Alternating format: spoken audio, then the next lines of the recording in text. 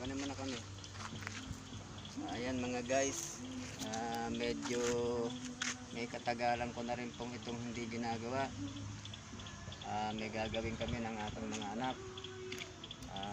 Na-miss ko lang po yung mga bagay na nilalaro ko noon nung ako'y binata. Kasi nung estudyante po ako,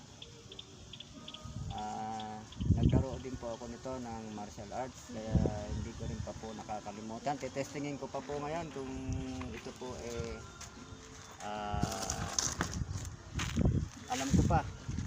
I-share ko lang po sa inyo yung nalalaman ko sa judo pagdating sa martial arts.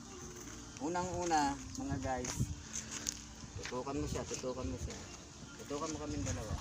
Unang-una mga guys, ang martial arts ay hindi kabod gagawin kung hindi